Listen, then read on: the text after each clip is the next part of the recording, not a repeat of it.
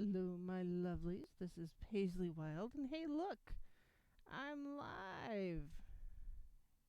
Finally. How's it all going, everyone? I am definitely adventuring off into the spaces between today. Definitely. So I hope y'all are having a good night. No, Naysay, you are not so high that you cannot hear anything. It is just me having some awesome fun on YouTube because life. um, and I don't even know if I'm streaming live on TFRL. Hold on, is anybody able to tell me? I have Mini Paisley on my lap because why not?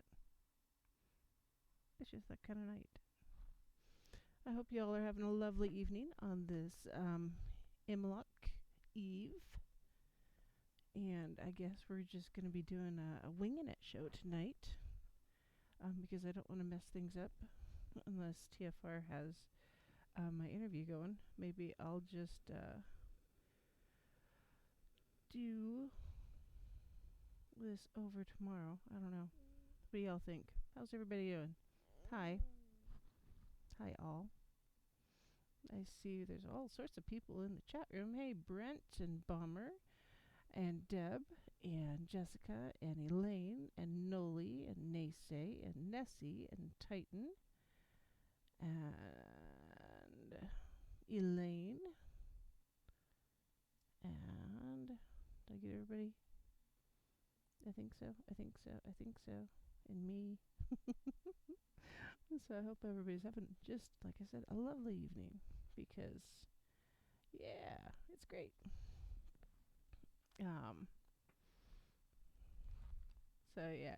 If y'all can hear me, say hello somewhere, please. Say hello, wave. I don't know.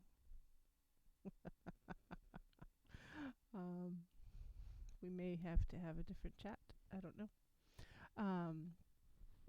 Oh goodness. Yes, Minnie Paisley. Channeling her inner lion. And oh goodness. Let's see here.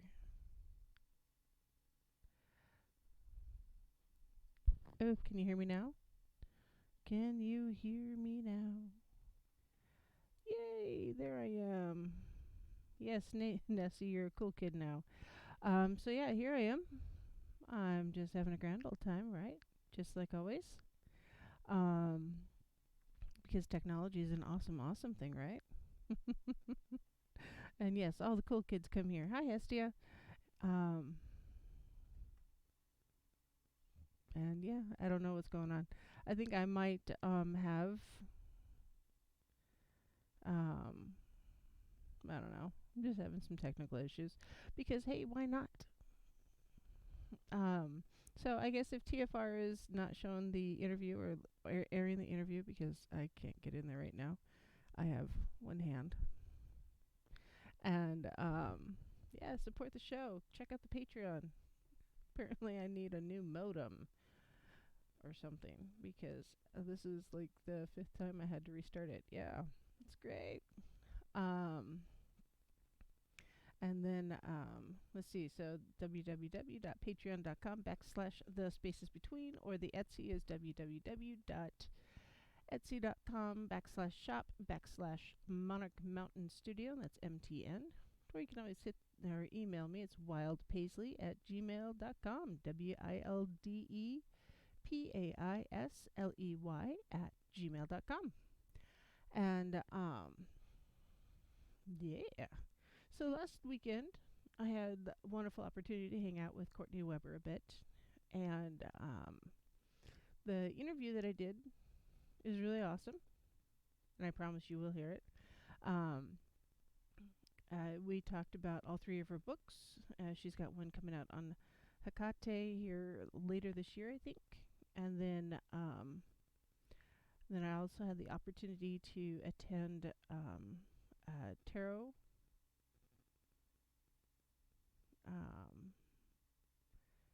a tarot workshop on Sunday. That was pretty awesome. And I got some insights into tarot I didn't know I needed. And I think that was really good.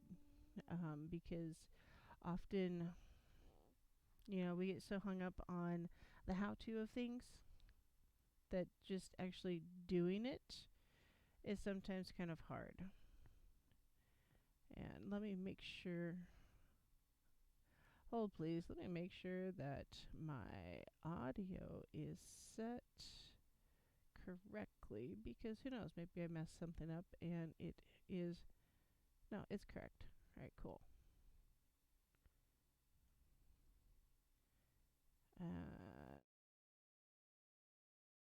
Oh, hey, is that better? Can you hear me now? All right. I hope you can hear me now. I don't know what the dealio was there, but I think I figured it out. Can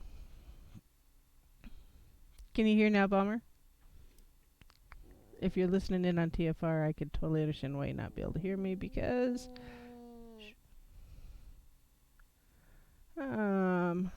Horton here's a who. Yeah, there we go. Yeah, I gotta love the computers, because yeah, them computers. Actually, no, they're not too bad. I just spend too much time on them, I think. So, but yeah, no, the workshop on the tarot was pretty freaking awesome.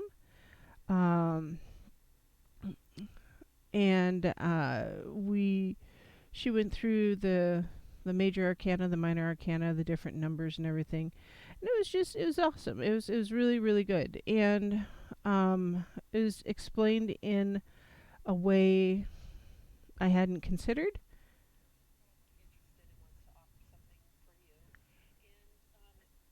And no, it was just good. It was a good. All right, so no, the Courtney show is going on TFR, so that means I need to get it going on here so y'all can hear it, because that's why you're here, right? You want to hear. You don't want to listen to me. I know. Hold on, I've got too many things going on. Too many things. There we go. Hold on just a moment, and I will get this going. And yeah, make sure you hit the likes button, and yes, no, it was just a really good interview with Courtney. So I am going to make that smaller, look away, and then look at that, I'm doing it. And so I'm going to pay more attention to chat and just listen to the interview. And if you have questions, let me know. And Celtic Goddess of Magick and Night. Here's the book. And also Taro for one. And then I don't have the Brigid book that I can just grab, but also a book about Brigid. So, Courtney, I guess thank you for joining. Thank you for having me. I think it's awesome that you're here. And just folks, so you know, this is a pre-record, so you cannot call in and ask questions tonight. Although, if you'll notice in the background, I do have a peanut gallery, and I'm sure the peanut gallery will ask at least one question at least once, and that's okay. So, very first, Courtney, I guess, introduce yourself. So, yeah, hi, I'm Courtney, and I live in McMinnville, Oregon. I grew up in the Portland area, lived in New York City for 13 years. My mom's family is originally from the Carolinas, so depending on how much I've had to drink, my accent can shift in 3 different time zones. And and as you said, I'm an author of those 3 books. I have one on Hecate that's coming out in 2021, and I am a witch and a tarot advisor and a really good cook, and I do okay cleaning the house. My husband and I just had this conversation about that. No, I'm great at cooking, and the cleaning is not quite there yet. I'm also a podcaster myself. I'm a co-host of That Witch Life podcast, and I'm up here in Spokane offering a talk tonight on the Morrigan and a class tomorrow on digging deeper into the tarot. The second one's a little bit of an experiment because I've not taught the class before, so we're going to see how it goes. And Very cool. yeah, it's fun to be here. I'm looking at this jar of dried chopped onion, which is really pretty. You know, I love onion. I do too. I love drying it. Makes the house smell yummy. I love fried onions, like really thin fried onions. Onion's just awesome. They're so good. Yeah. And frying in olive oil, it's just, Yeah. Yes, I had steak and eggs for breakfast. And Oh, so that we sounds nice. I yeah. had an omelet this morning. This was a really first world problem, but it started my day off really bad. So I fly a lot, and I always fly out of the same terminal, out of the Portland airport. And this morning they took me to a different terminal, and I couldn't get the omelet I was wanting. Oh, no. I was really mad about it, and was actually pretty cranky at TSA. And the lady said, "Are you okay?" And I'm like, "Fine." She didn't know I was really struggling with this absolutely ridiculous problem that I couldn't get the omelet I wanted, because they have really thick cut bacon in the one that I wanted with white cheddar. So I had to go with one with like grocery store bacon and yellow cheddar, which was Not the same. which is not. It was a very unsatisfying experience. I understand 100%. Yeah, so that's why you had me on your show, is to talk about what I didn't get for Hey, breakfast. it's all good. First world problem, right? It was. Hey, they're real. It was like a pre-first world problem. Like whatever comes before that. There you go. I know. Yeah, I get it. It's kind of like running out of coffee. It was, oh yeah, well, I actually don't drink coffee anymore, except, I drink decaf because I like to pretend to be like other people. But I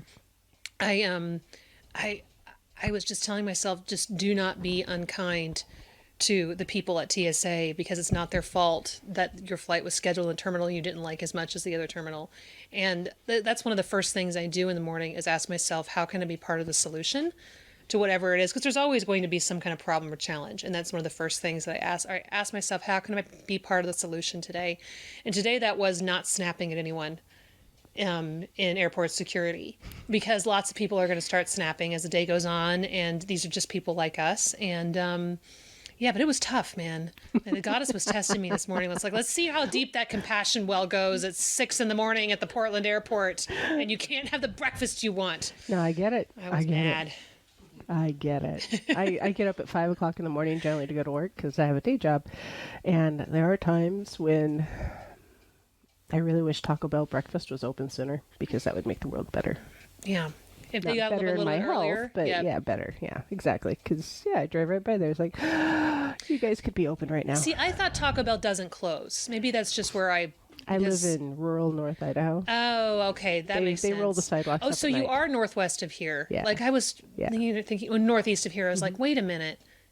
No, The United States doesn't go any further northeast yeah, than we do. Spokane. This is pretty much it. No, there's a little bit more, and then there's Canada, yeah. So, Okay. yeah. Yeah, so you're basically a suburb of Canada. Just about, yeah. Yeah. Yeah. It's a Selkirk loop, the whole, yeah. Okay, but see, you could just roll over the line, and then you could Almost, yeah. almost, and they probably have 24-hour Taco Bell up there because they have legal pot.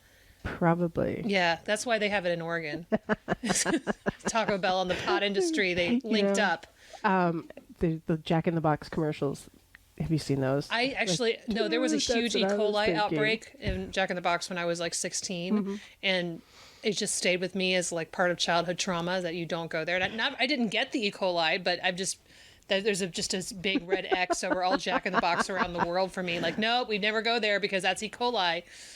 Actually, I think that could happen to any fast food joint. I know, but when you're Yeah. young and it I happens know. then you're stuck in that train of thought forever. Yeah.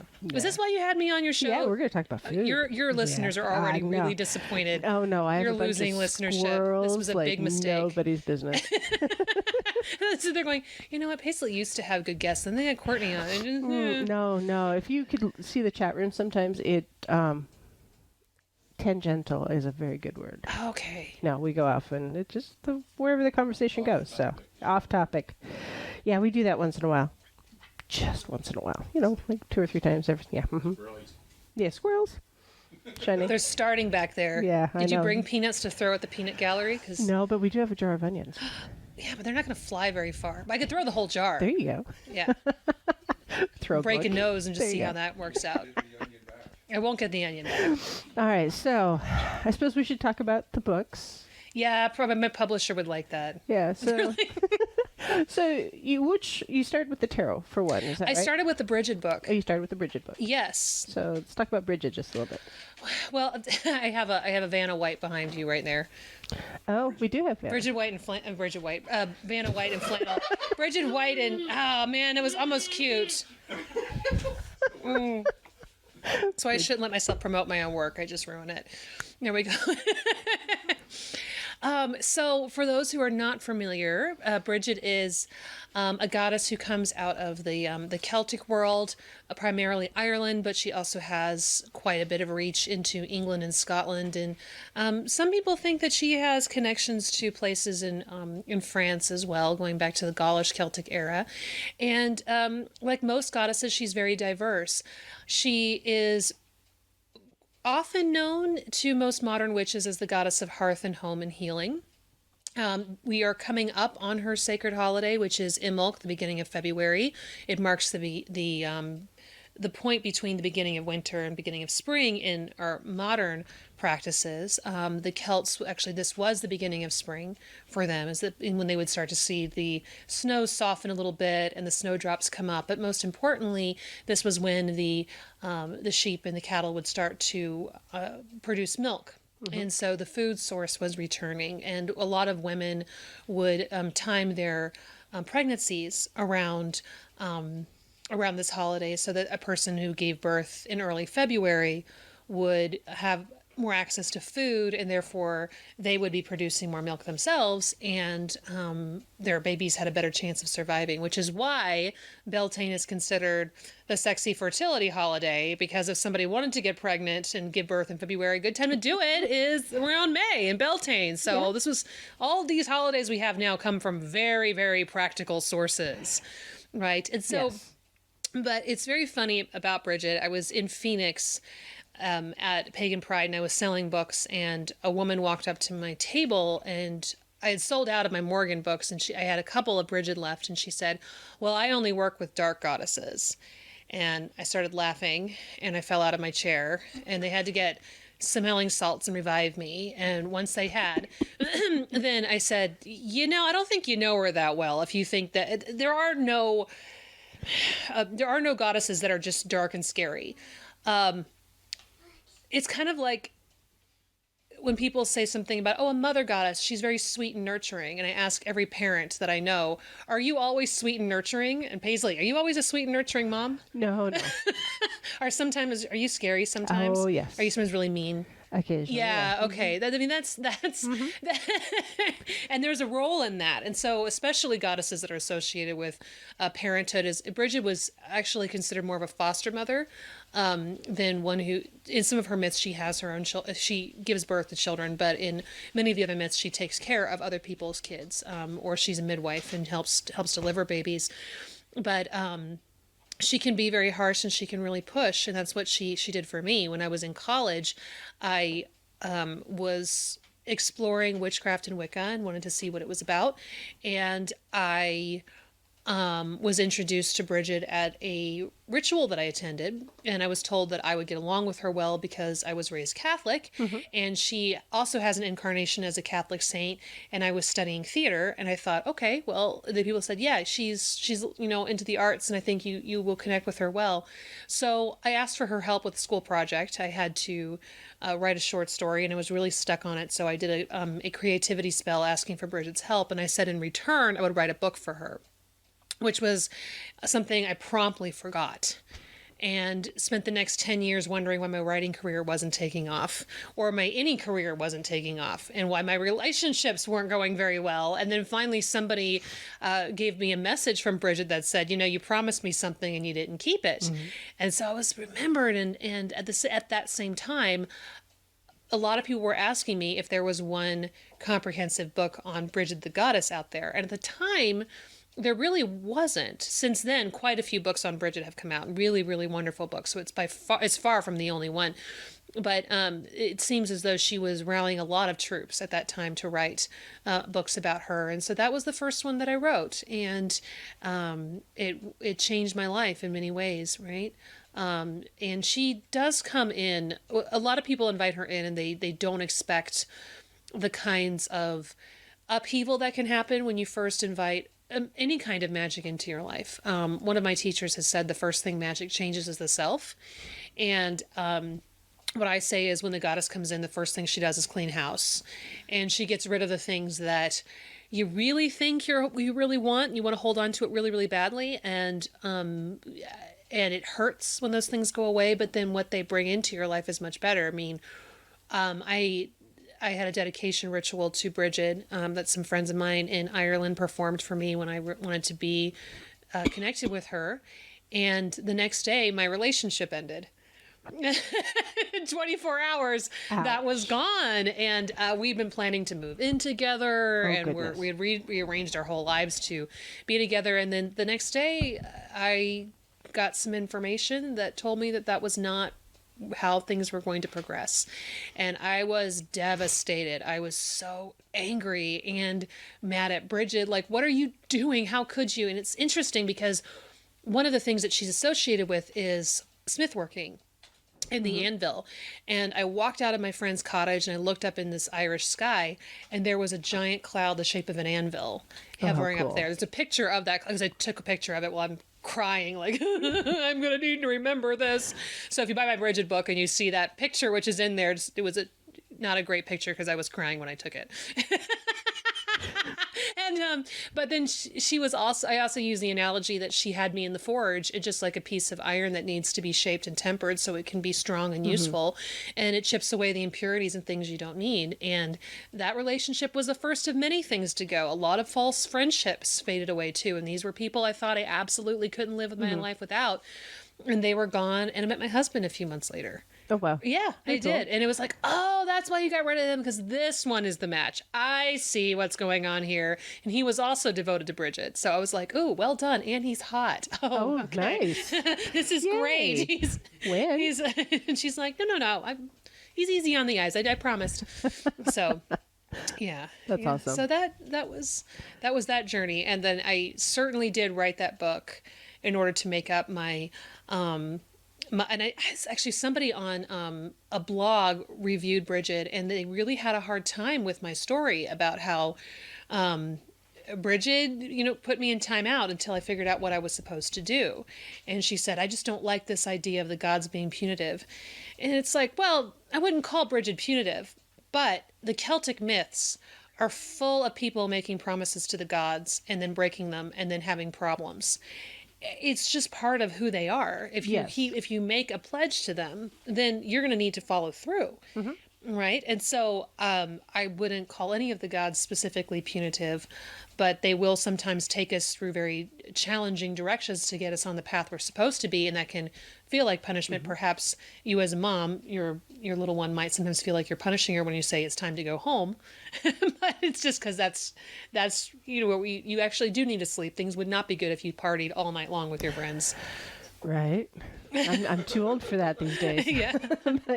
but yeah, I think it's not so much punitive. It's a relationship. I mean, there's give and take, and you had promised something, and you're right. This is something that is seen often with the Celtic deities, is that you make a promise, you need to follow through, or else something else is going to happen, and you're not going to get what you wanted. And no, I think that's really normal. It's normal. It's not punitive at all. At all. Is there any one big takeaway from the book that you wrote on Brigid that you wish people would just hear? Oh, that's a really good question. I'm just saying one. I know there's probably several. I know.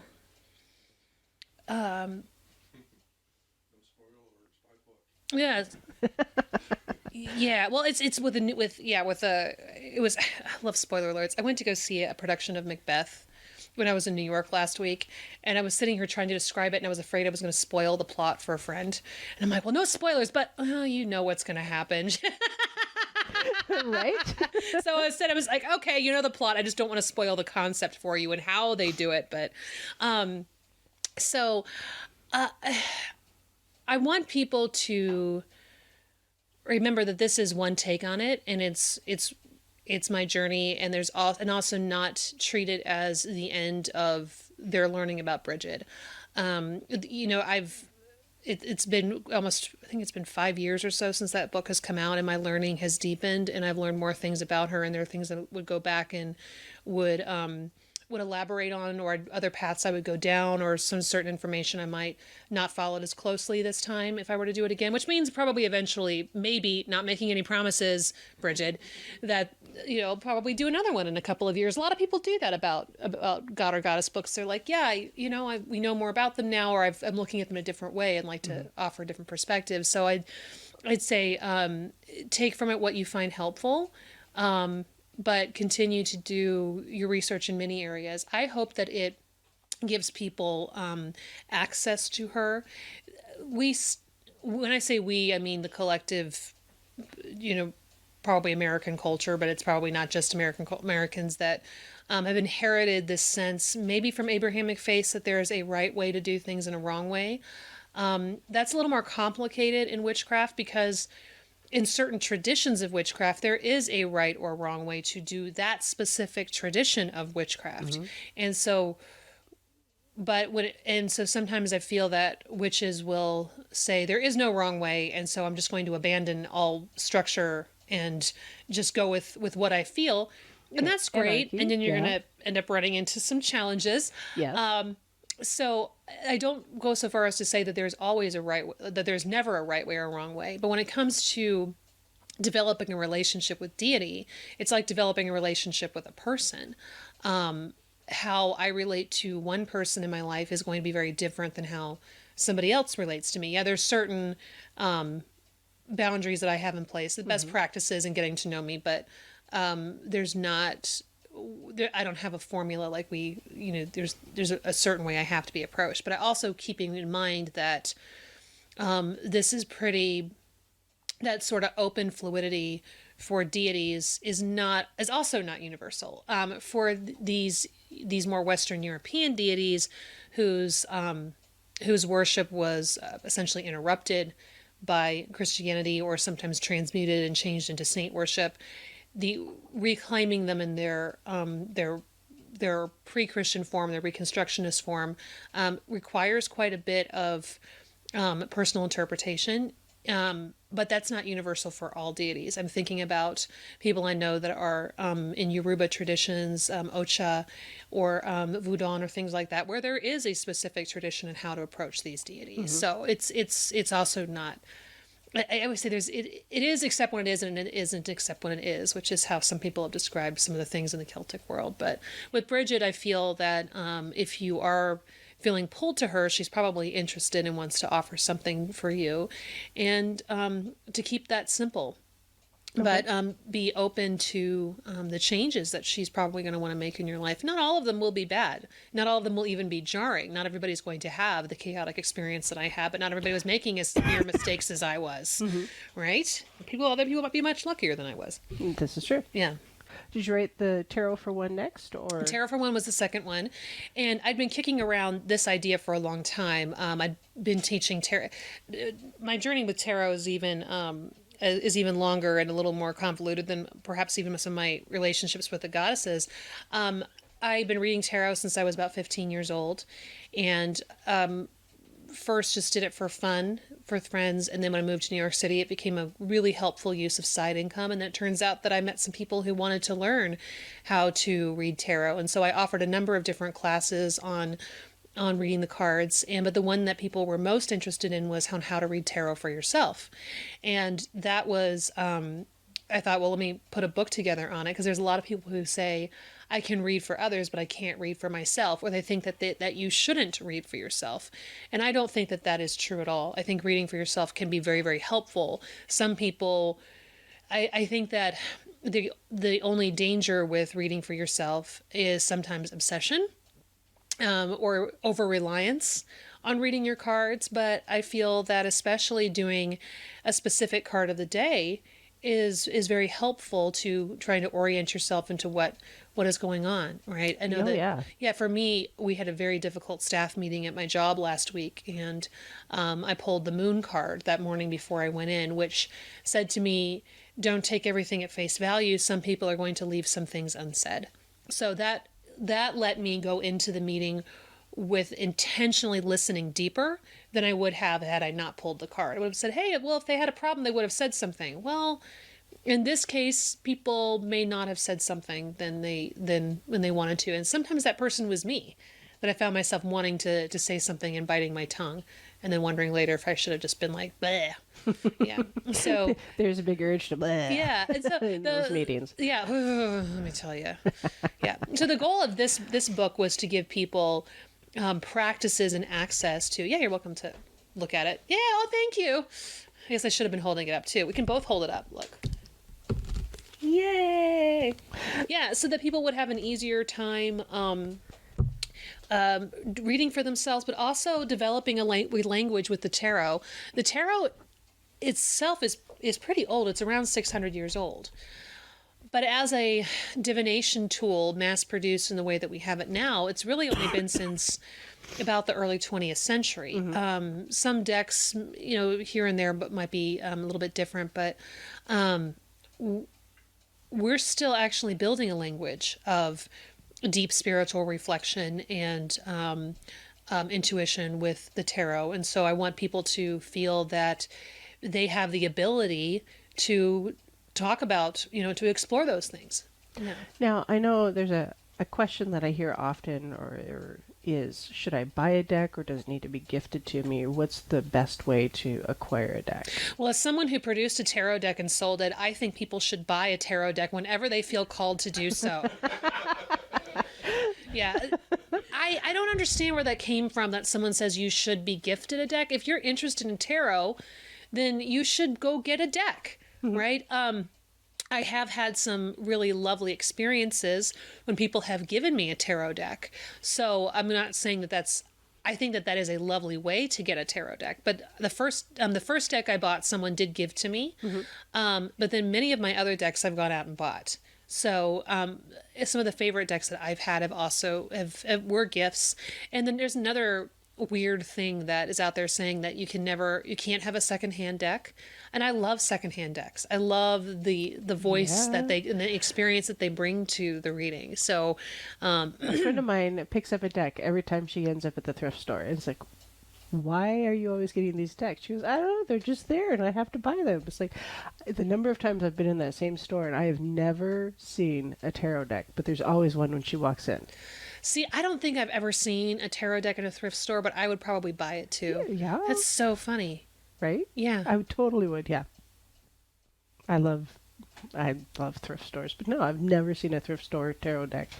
But no, she ended up with like 6 decks because every time she went in, hey, I wonder if they have a deck. Yeah. I have a friend, she buys a deck whenever she's mad at someone at work or whenever she...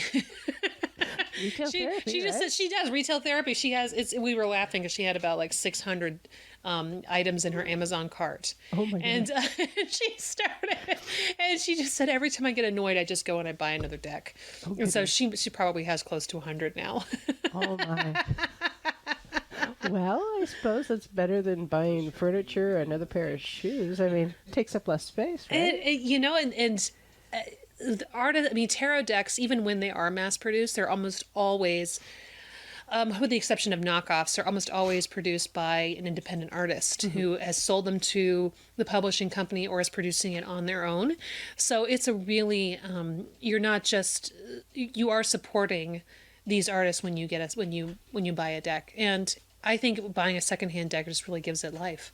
Oh yeah. It's had some sort of experience already. Mm-hmm. Yeah. In there. And they bring an interesting perspective. There's a wonderful, I don't know if anyone's ever heard of her. Her name is Kate Campbell. She's a folk singer, and she has a song called Older Angel.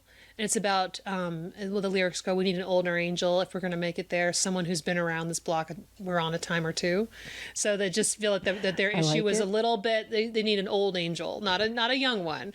And so I feel like that sometimes the tarot decks that are older or have been used before are going to be like those older angels that come in saying, I've seen this before. Here's how it's going to go down.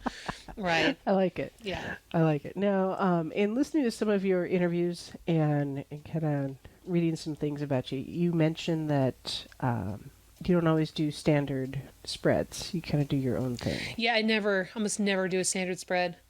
Once in a Why? while I do. Why? I don't know. It's the language I have with the tarot. I will do the Celtic cross spread when somebody just wants this general reading to see what's coming up over the next 3 to 6 months, because that one is so well timed to timelines.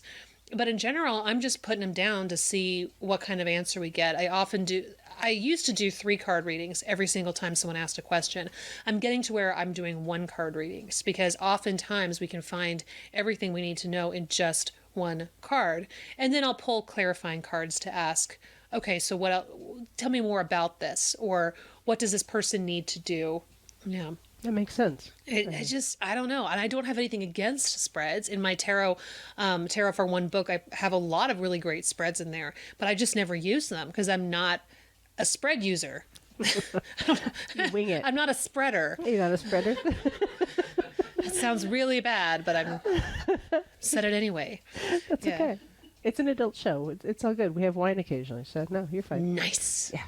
Wine and tarot, like the Wine and Crime podcast we were just talking about. Yep. Said it's wine and witchcraft. Yeah, or Lola, she does witches and wine. Witches and wine, right. Yeah, you can't, it's we kind of go hand in hand, like coffee, and chocolate, and wine. Yeah. Nice. Those are all good things. So, cleansing a deck, I suppose, now in my thought process, if you buy a deck, whether it's secondhand or brand new or gifted to you, you should probably cleanse it before you use it. Is that true? Or between readings, or what's a good process, I guess? My decks are probably filthy because I never clean them. But then again, I'm the one that's primarily using them, so we're in a role together. When I was doing more public readings, when I lived in New York City, I did readings at burlesque clubs. And so I was reading for people who were oftentimes very drunk, people that were really fueled with energy, yeah, titillation, energy. which is great. That's what the purpose of those things are for, and that was part of I was offering that mystique there. But that energy can be rather disorienting if it sticks around for too long. So, and it's not a bad idea to cleanse a tarot deck if it's secondhand. Just as like if you buy something from the thrift store, it's not a bad idea to wash it before you wear it. It's probably fine, but doesn't hurt, so might as well. Okay. Some people like to use a smoke clearing, whether that's with white sage or incense or lavender, and some will sprinkle them a bit with water. Of course, you've got to be careful with that because they are paper, and so you don't want to damage them. But I also found that one of the ways I used to cleanse my tarot was by putting them all back in order. Right. So the major arcana from the Fool to the World, and then all the different minor arcana from 1 up to the King, and then just lay them on the windowsill overnight. I used to be very strict about it. I would do that every full moon.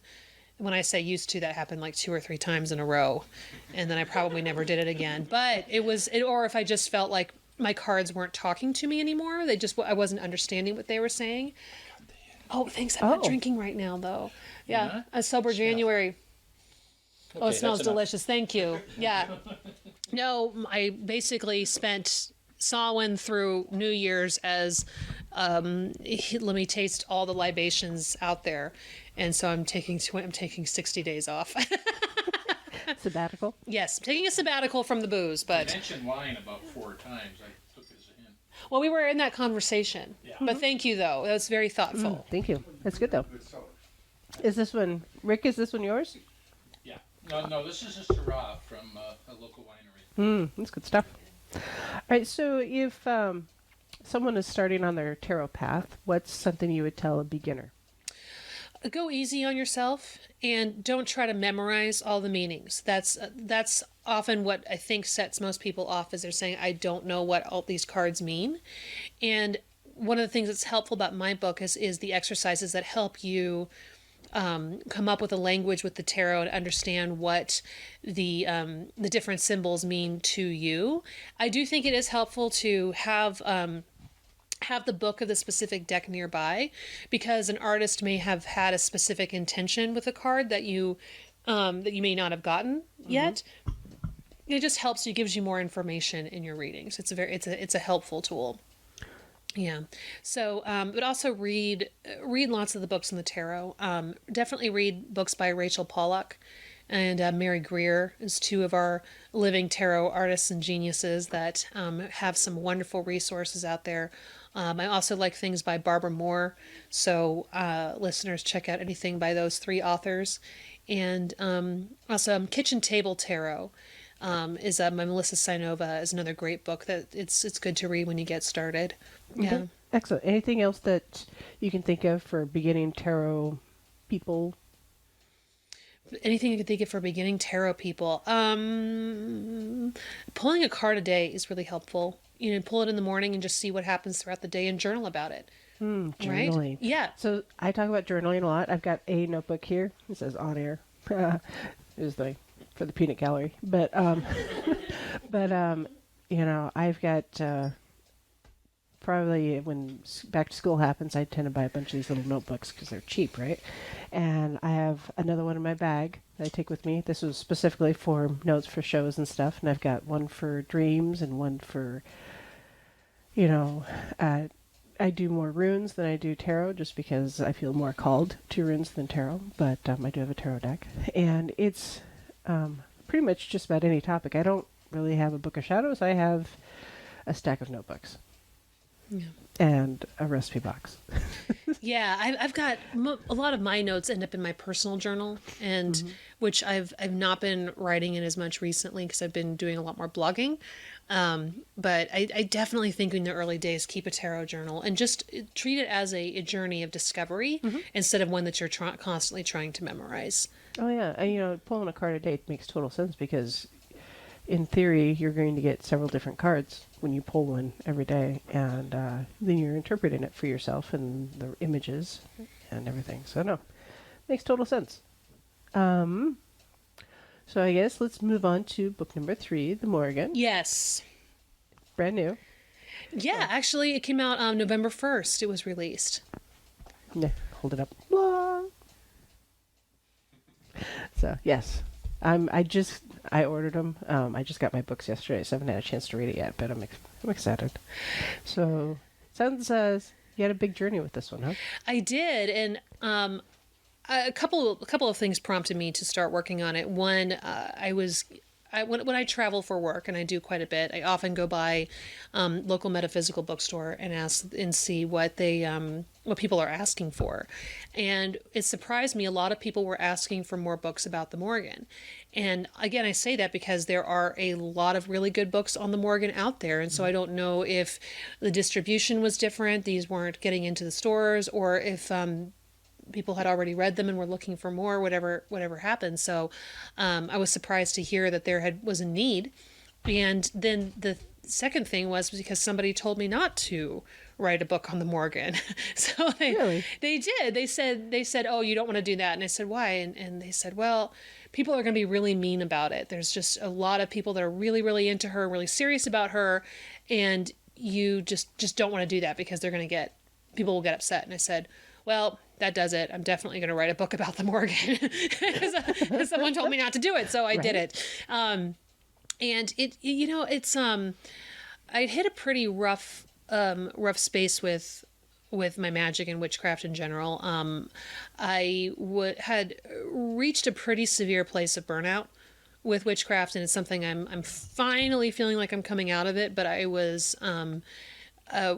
my husband and I moved back from New York to Oregon, and this was a move that we really wanted, but I felt like I was moving away from an identity I'd created. When I was living in Oregon growing up, and I decided I wanted to practice witchcraft, people were chuckling about that, and they were saying, "Oh yeah, of course you are," because my nickname was Catholic Courtney, and so suddenly Catholic Courtney wants to be Wiccan Courtney. Ha ha ha! That's so funny and cute, and people weren't taking that seriously. So part of the reason for me moving to New York City, in addition to work, was wanting to explore that, and so people meeting me for the first time in a pinnacle and not having the background of Catholic Courtney just said, okay, yeah, it's just Courtney and she's a witch. Well, in time, that identity took over more than I was comfortable. And that I felt like I couldn't just be, there was no time when I could just be me. It needed to, even if I wasn't in a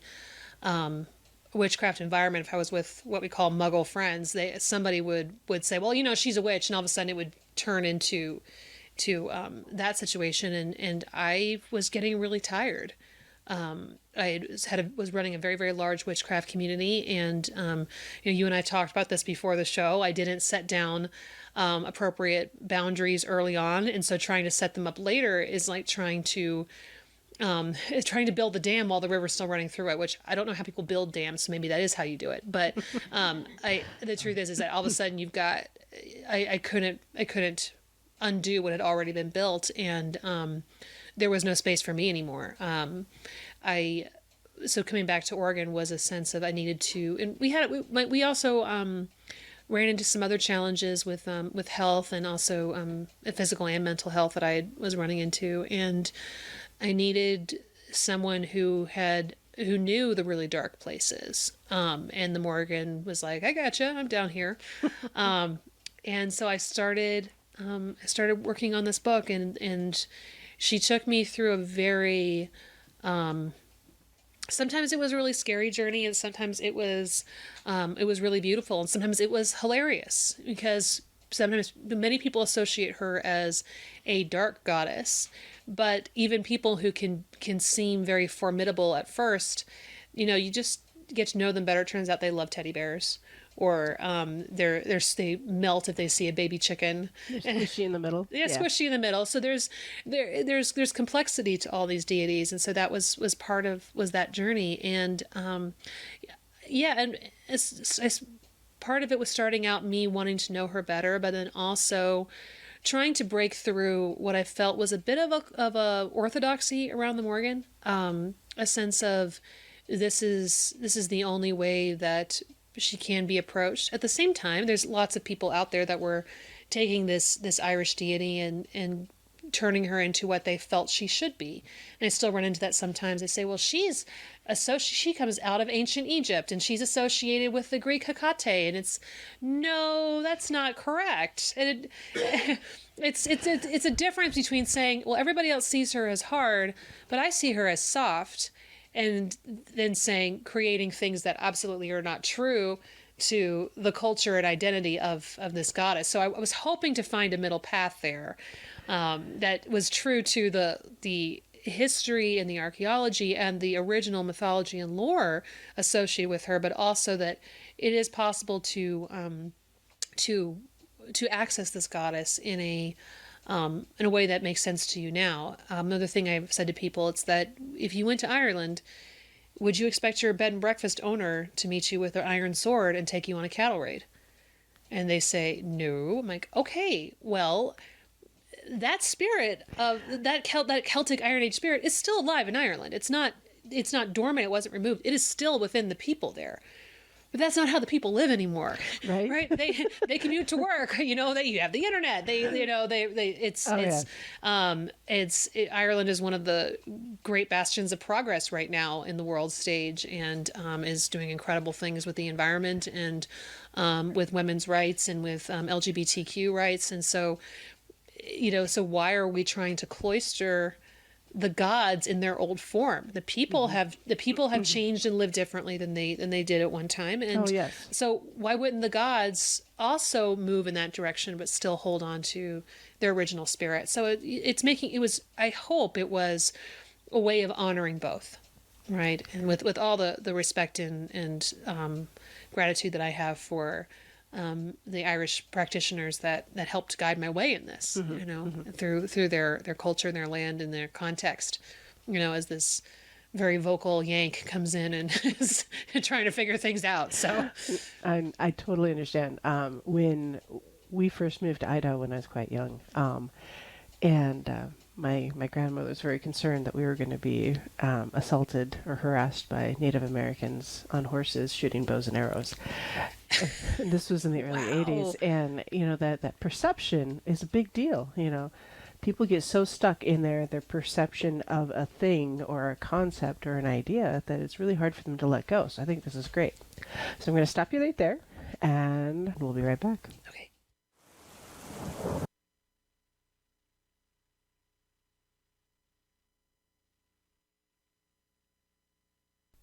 Hey y'all. Hello?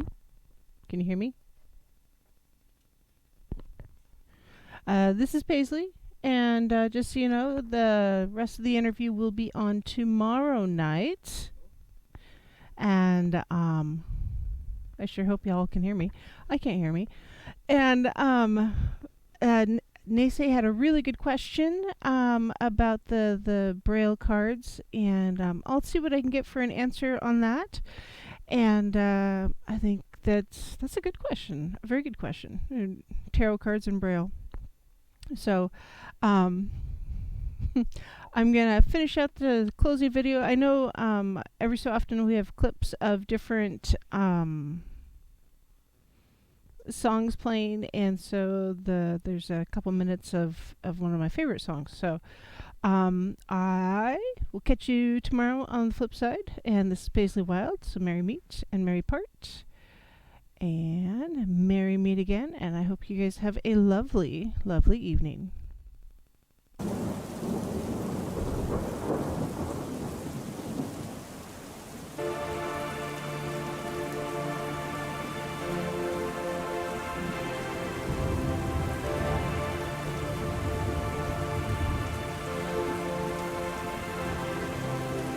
Mother